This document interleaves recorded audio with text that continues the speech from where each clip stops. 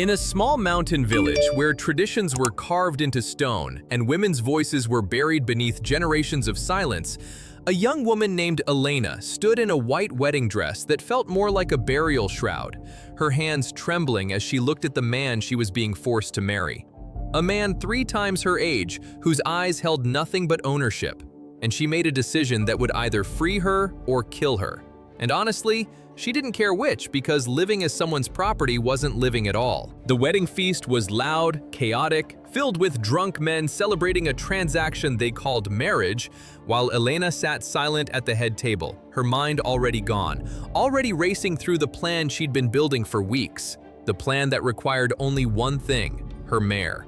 A silver-gray horse named Luna, who had been her only friend since childhood. The only living thing that had never tried to control her, never demanded obedience, never looked at her like she was something to be owned. As the night grew darker and the men grew drunker, Elena slipped away from the celebration, her white dress trailing through mud as she ran toward the stable where Luna waited, already saddled because Elena had prepared everything that morning, knowing this was her only chance, knowing that after tonight, she would either be free or dead. And she mounted the horse with her wedding dress bunched around her legs, kicked Luna into a gallop, and rode toward the mountains under a moon so bright it felt like God was watching, though Elena wasn't sure if he was rooting for her or condemning her. Stay with us, because this story will leave you breathless and questioning everything you thought you knew about freedom, about courage, and about the terrible price women pay for choosing themselves. Before we start, make sure to hit like and subscribe. And really, I'm curious, where are you watching from? Drop your country name in the comments. I love seeing how far our stories travel. The village woke to chaos the next morning when Elena's new husband, a wealthy landowner named Victor, who had paid her father a small fortune for her hand, discovered his bride's bed empty, the window open, and muddy hoofprints leading from the stable toward the mountain pass. Victor's face went from confusion to rage in seconds. And he didn't waste time with questions or grief. He simply gathered his brothers, his cousins, and 5 hired men, all of them armed, all of them mounted, and gave them one instruction that made Elena's mother collapse in the doorway, sobbing. Bring her back, alive if possible, dead if she resists, but bring her back, she's mine.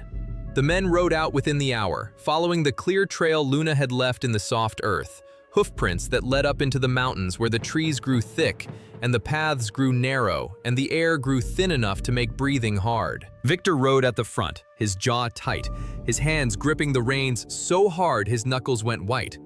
Because this wasn't just about a runaway bride. This was about his reputation, his authority, his right to own what he had paid for. And if Elena escaped, if word spread that a woman had defied him and gotten away with it, he would become a joke. And Victor would rather see her dead than become a joke. Behind him, the men rode in grim silence, some of them uncomfortable with the hunt but not brave enough to question it, some of them eager for the chase, and all of them knowing that this would not end well, that women who ran in this part of the world rarely made it past the second day. Before Elena became a runaway bride, before she became a symbol of defiance that would be whispered about for generations, she was just a girl who loved horses more than people and dreamed of a life beyond the mountains that had caged her since birth. Her mother had married young, her grandmother had married young, every woman in her family had married young to men they didn't choose. And Elena had watched them all fade, had watched the light leave their eyes year by year until they became ghosts moving through their own homes, cooking, cleaning, bearing children, and dying without ever having lived. Elena's father had promised her to Victor when she was 15, a deal made over vodka and money. And Elena had begged, had pleaded, had cried until her voice was raw, but her father's response never changed. You'll learn to accept it, they all do. But Elena didn't want to accept it, didn't want to fade, didn't want to become another ghost, so she made a different plan. A plan that required patience and secrecy, and Luna, the mare her grandfather had given her before he died, telling her with his last breath, "This horse is yours, Elena, not your father's, not any man's, yours. Remember that." Luna wasn't just any horse. She was fast, agile, sure-footed on mountain trails, and more importantly, she was loyal in a way that felt almost human. She would nuzzle Elena when she cried, would stand perfectly still when Elena needed to escape into the stable to breathe, would run like the wind was chasing her whenever Elena whispered, "Let's go, Luna, let's fly." And they did fly, every chance they got, racing through meadows and along cliff edges and through forests where the sunlight barely reached. And in those moments, Elena felt something she never felt anywhere else. She felt free, and that taste of freedom was enough to make her decide that she would rather die trying to keep it than live without it forever. The weeks before the wedding, Elena prepared in secret. She stole food from the kitchen, hid it in the stable. She packed a saddlebag with clothes, a knife, a little money she'd saved from selling embroidery in the village. She studied the mountain passes, asked old travelers which routes led to the cities beyond, which paths were dangerous, which were safe, and she waited for the right moment, the moment when the men would be too drunk to notice her absence until it was too late. That moment came on her wedding night, and as Elena rode Luna up into the mountains with her white dress glowing in the moonlight like a flag of rebellion, she felt terror and exhilaration in equal measure. Because she knew what she'd done, knew what would happen if they caught her. But for the first time in her life, she had made a choice. She had chosen herself, and that choice felt worth dying for. The first night of freedom was the most beautiful night of Elena's life. She rode until Luna's breathing grew labored, then stopped in a clearing high in the mountains where the village lights were just tiny pinpricks far below, and the stars were so close she felt like she could touch them. She dismounted, legs shaking from hours in the saddle, and sank to the ground, laughing and crying at the same time, because she had done it. She had actually done it. She had escaped. Luna grazed nearby, calm and steady, and Elena leaned against her warm side, feeling the horse's heartbeat through her ribs, feeling safe in a way she never had in her father's house or Victor's presence. "We did it, Luna," Elena whispered into the mare's silver mane. "We're free." But freedom, Elena would learn, was not something you achieved in one dramatic escape. It was something you had to fight for every single day. And the fight was about to get much, much harder. She slept for a few hours, curled against Luna for warmth, and woke before dawn to the sound of distant hooves, faint but unmistakable, echoing through the mountain pass. And Elena's heart stopped because she knew exactly what that sound meant. They were coming. Victor was coming, and he was bringing men who knew these mountains better than she did. Elena didn't waste time panicking. She mounted Luna, kicked her into motion, and rode deeper into the mountains, away from the main paths, into territory she didn't know, gambling that the unfamiliar terrain would slow her pursuers as much as it slowed her. The mountains were unforgiving, the paths narrow and treacherous, lined with loose rocks that could send a horse tumbling. And more than once Luna stumbled, recovered, kept moving with a determination that felt almost supernatural, as if the horse understood that stopping meant death for both of them. Elena's white dress was filthy now, torn by branches, stained with mud and sweat, and she ripped off the long train, letting it fall behind her like breadcrumbs she didn't care about hiding, because speed mattered more than stealth now. The sun rose, harsh and revealing, and Elena could hear the men behind her more clearly now, could hear Victor's voice shouting orders, could hear the horses getting closer. And she knew with sickening certainty that Luna, as fast as she was, couldn't outrun 8 fresh horses forever. The chase lasted 3 days. 3 days of riding until both Elena and Luna were beyond exhaustion. 3 days of barely eating, barely sleeping, barely stopping.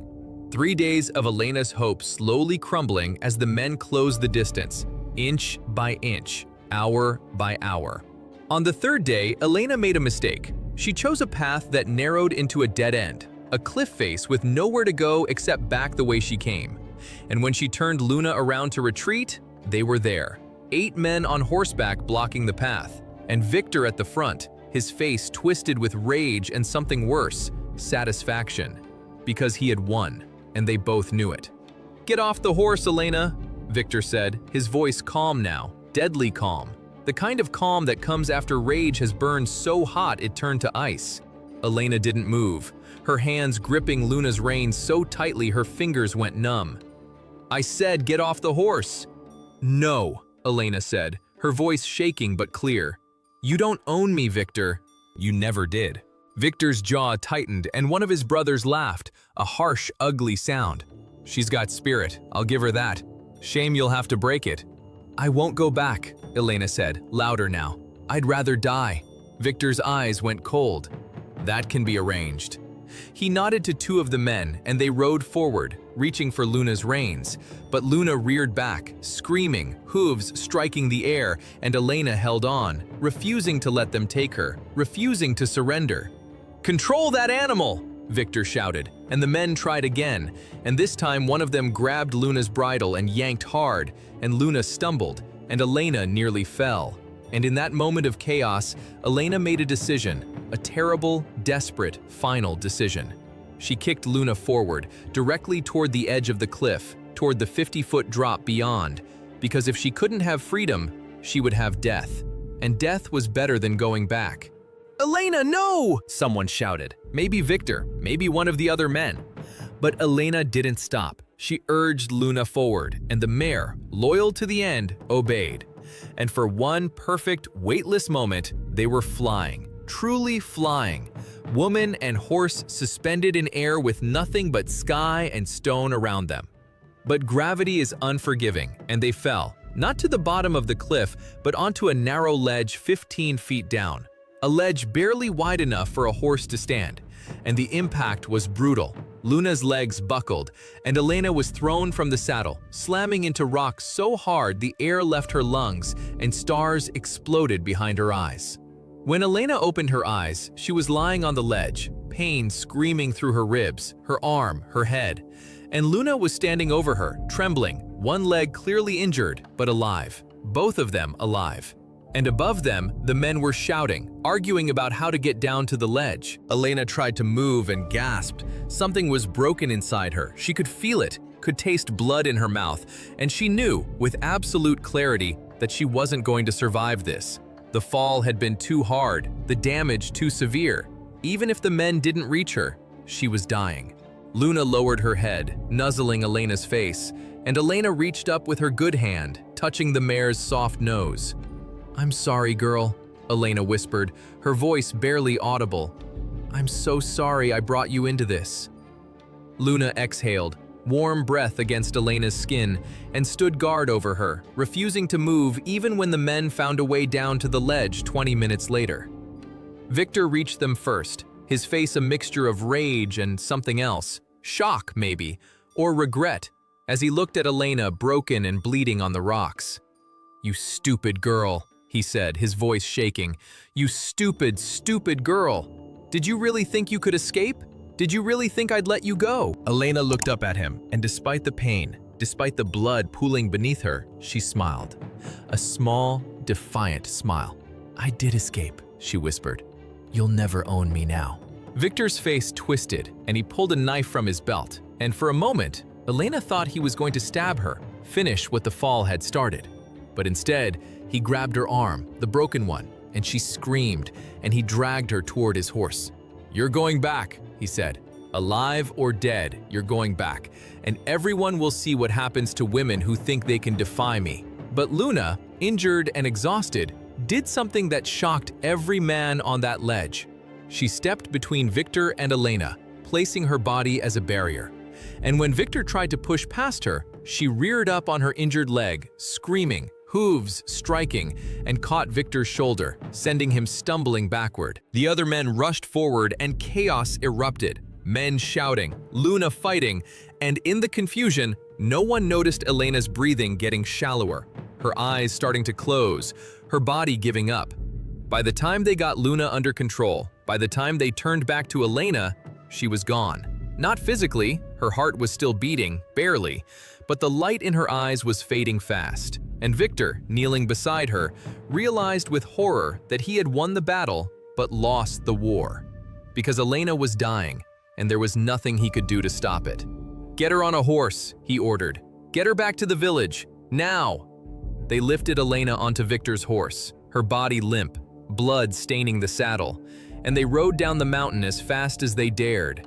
But everyone knew it was too late, knew she wouldn't survive the journey, and they were right. Elena died 2 hours later, halfway down the mountain, her body finally giving up after days of running, of fighting, of refusing to surrender.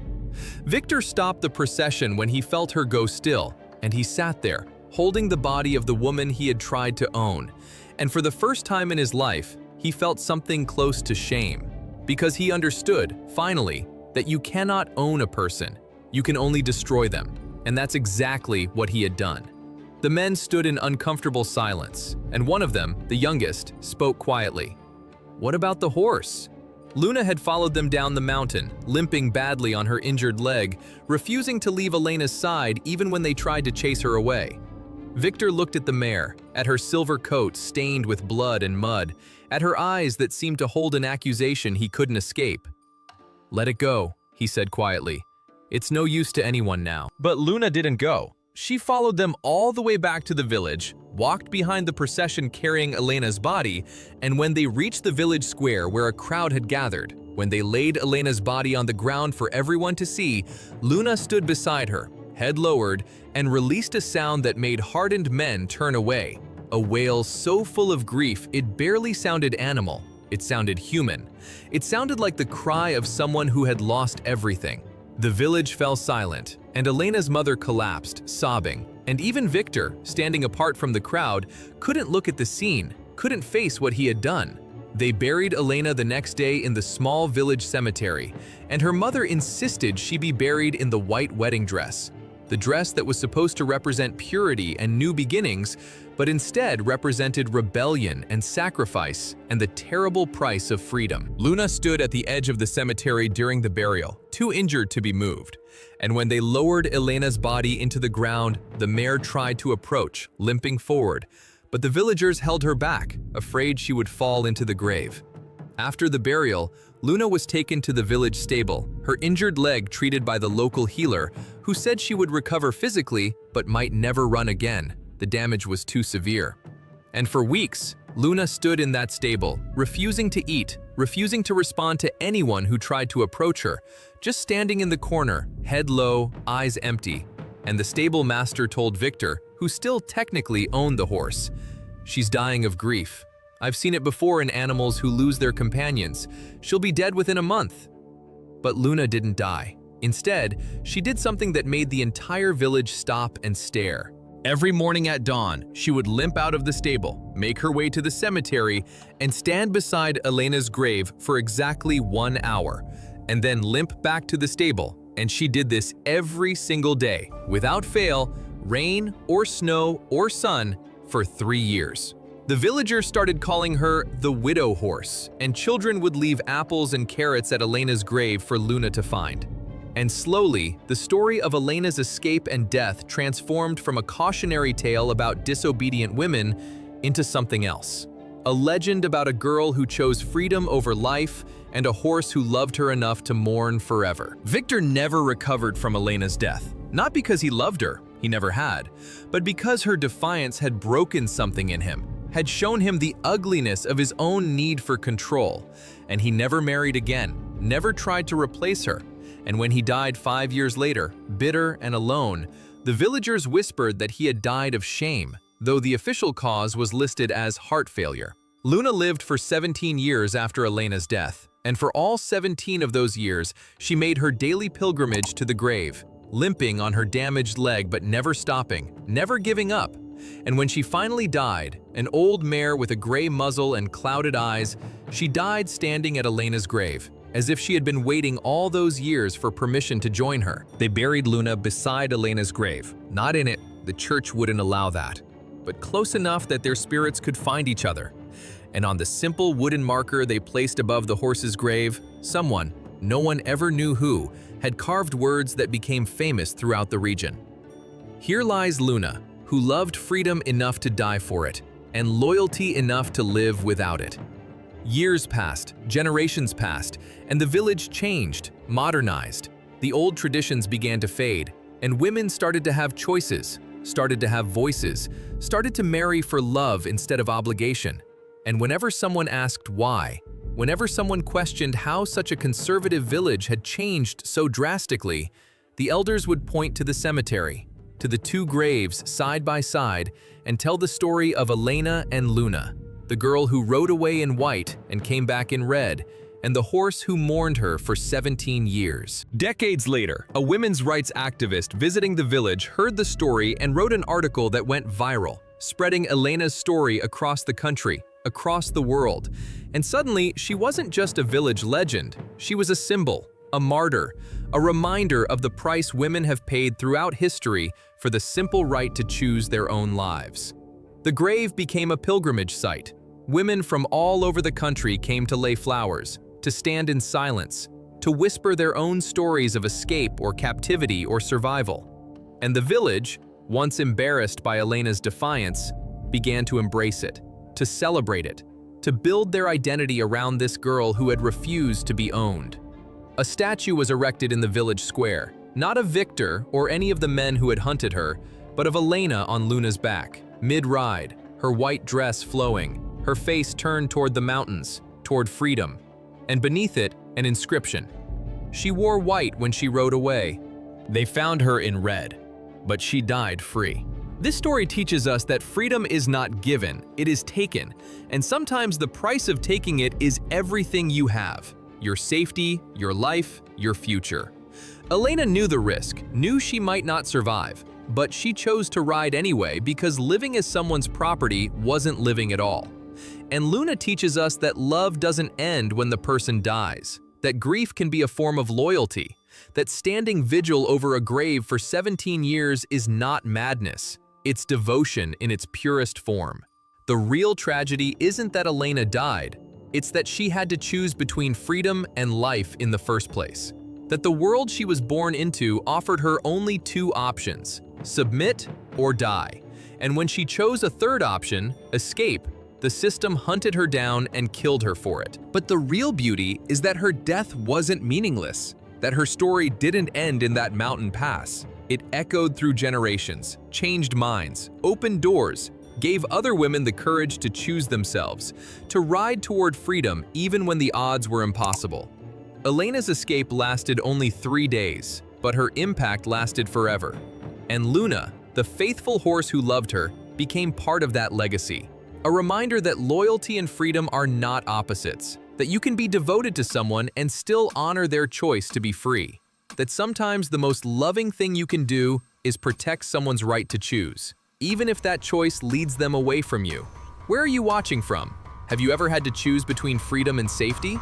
Have you ever loved someone enough to let them go, even knowing they might not survive? Share your story in the comments below.